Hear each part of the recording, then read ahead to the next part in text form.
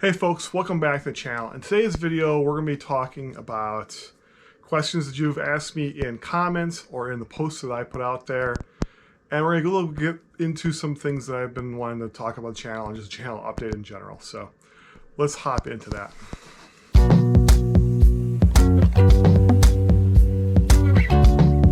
Cool feature in YouTube is that I can filter all the questions by, I can filter all the comments based on if they're a question.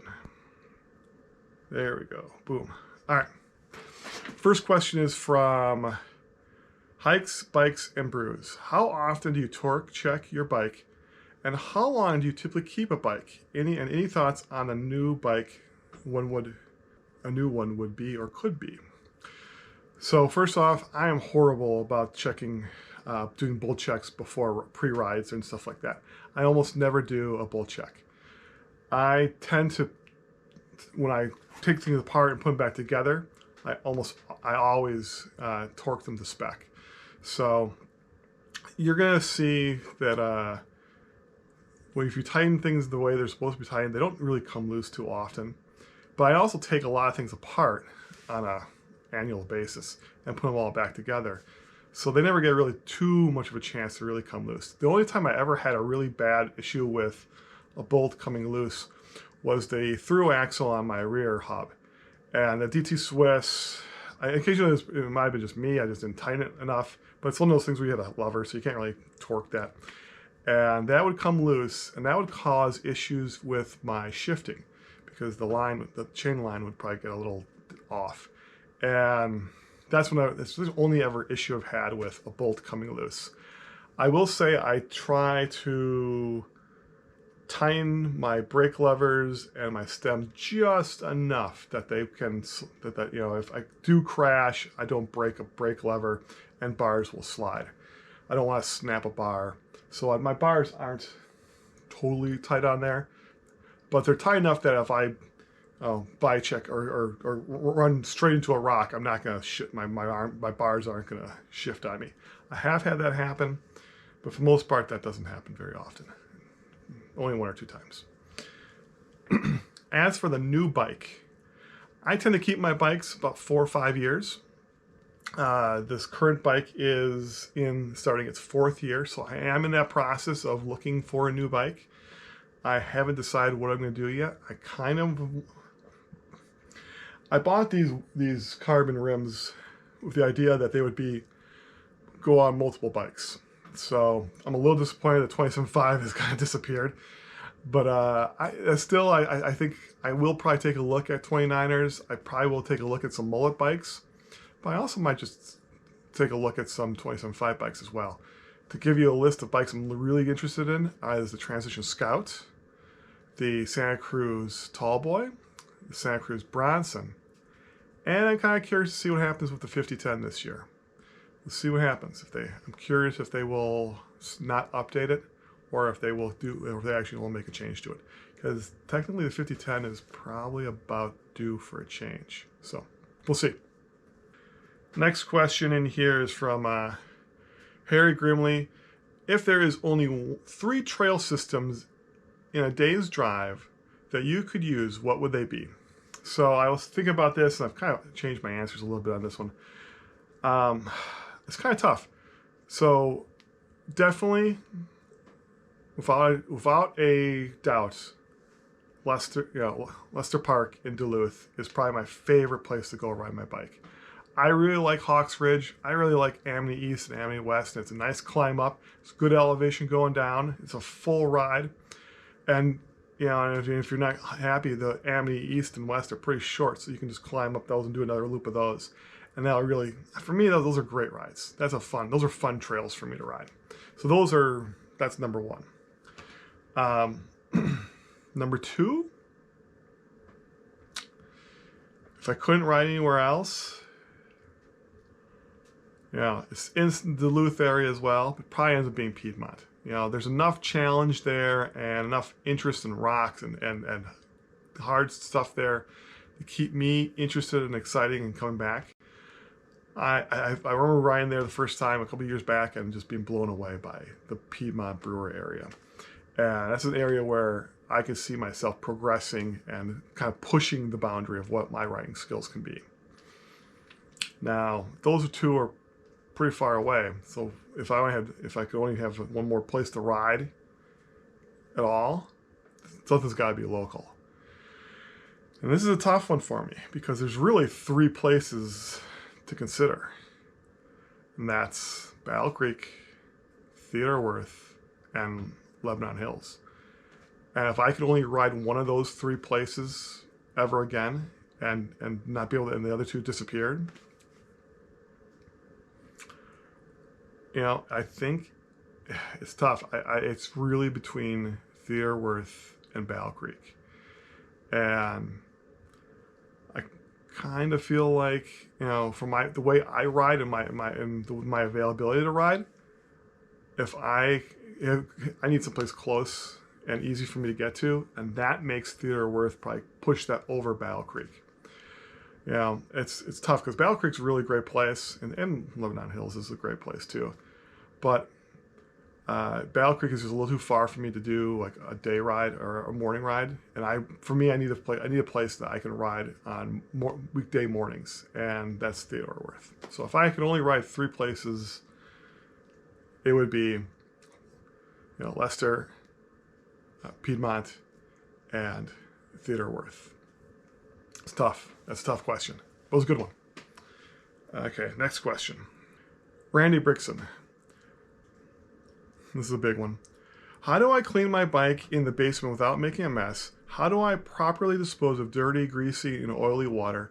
And what stand do you recommend for a guy with mechanical aptitude of 2 out of 10 and who will outsource all non-minor tasks to the shop? Thanks. So Randy, I have a Park Tool, and I think this is the 9, which I don't think was like $150. I think it was around there. It might have been $100 when I bought it. And that is a really good all-purpose stand. There are nicer versions of this that have a little bit more features, but this one I've had it for 6 years or so now. It works great. It's phenomenal. And that's the thing. It's like you're gonna buy a stand and you're not gonna replace that stand. This is a good stand just for that. I can do everything. The only thing I don't use this stand for is straining my bars with my wheel when I do stuff with the headset, because I have to put the bike on the ground for that. And in that scenario, I use a feedback sports stand, and all it is a stand that you roll your back tire in, or your front tire, I suppose, and it stands the bike up, and that's pretty affordable $50 stand. So for your case, I probably would recommend that $50 stand where it's it's not truly a work stand, but you can do most of your cockpit type changes. If you're not doing the drivetrain, you're not doing a lot of the work on this bike, that's really good for just like straightening your bars, fixing your grips, maybe adjusting your levers. That's the stand I would use for that sort of situation. As for dealing with dirty water, I don't really have that issue. I always wash my bike outside before each season ends and make sure the bike is as clean as possible when I bring it into the house to work on.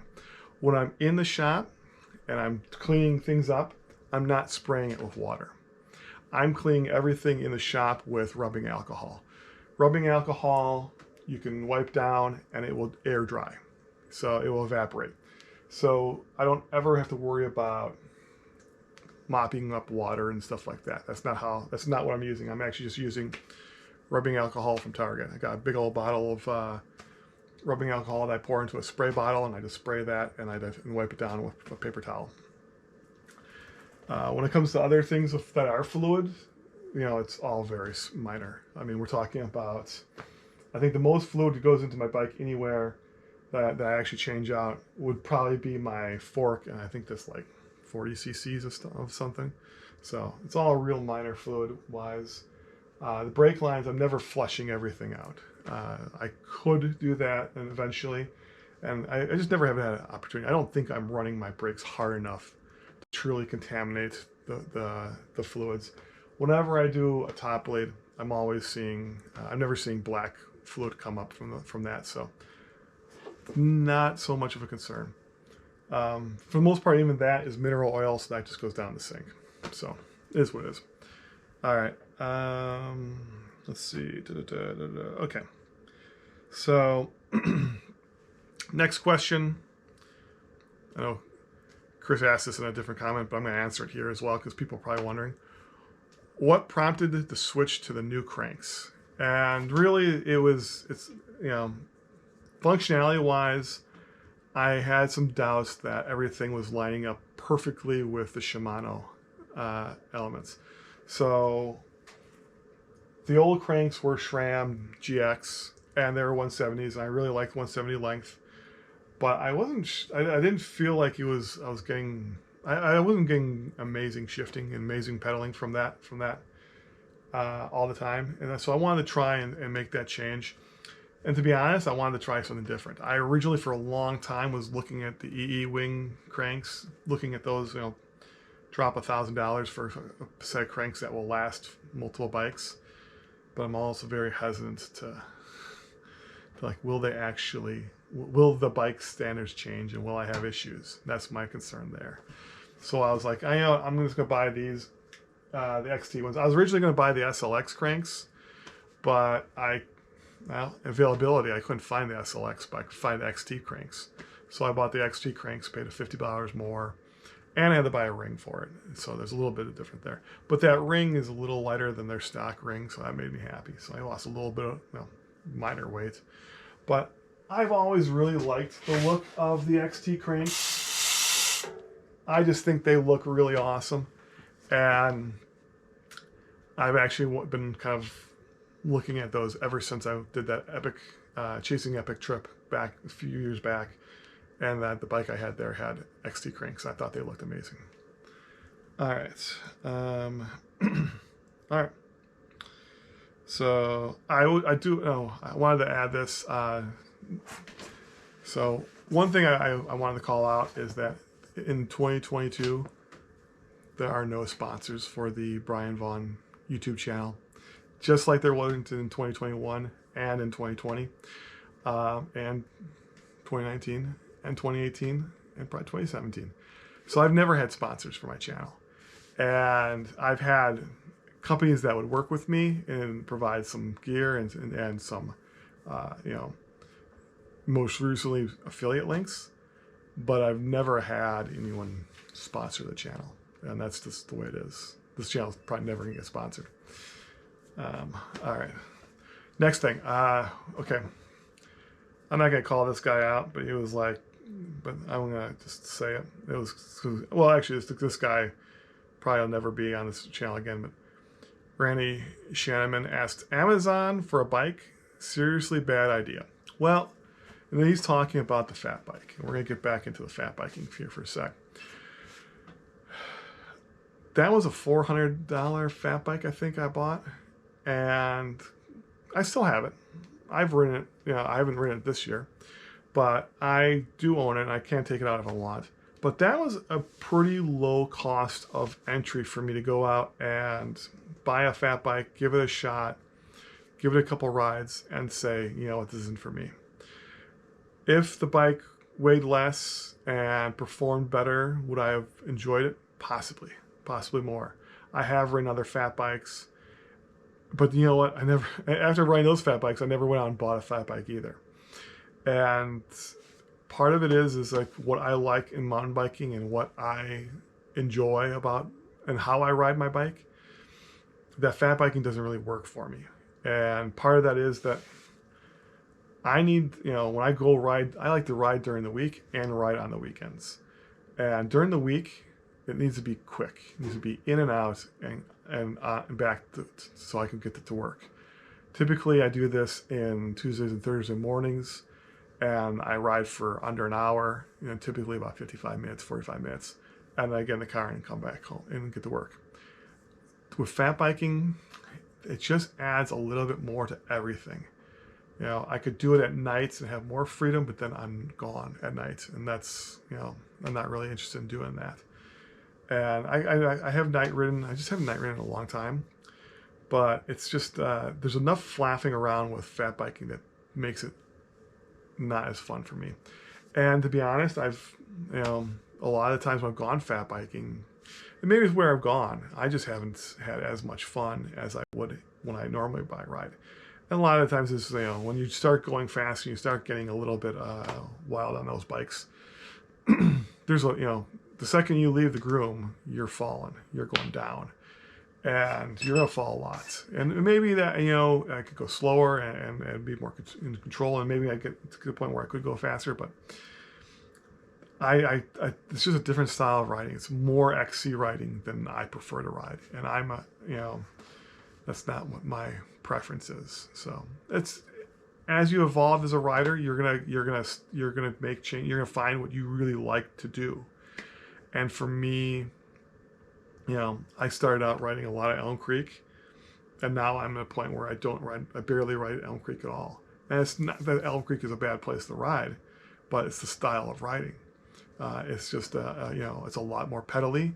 It's a lot flatter, and there's a lot less opportunity. Now there's a little bit more opportunities to get in the air, but for a long time there was a lot less opportunities to get in the air, and it just wasn't that interesting to me. So I kind of got tired of that place and moved on. All right, we've been going for a while, so I'm going to wrap this up. But I did want to talk about the channel, where it's going to go, and what we're doing.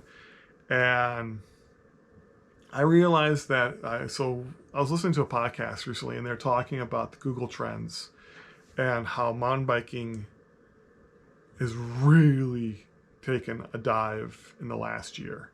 So you had 2020, where basically interest in mountain biking doubled.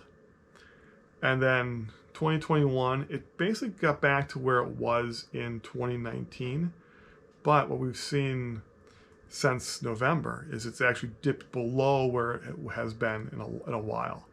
So the trends are really low, and this is why I'm telling myself that some of the stuff I'm doing right now, I'm hoping to make content that it has longer legs that people will come back and search for, because I know right now that there's not much interest in the stuff we're putting out immediately.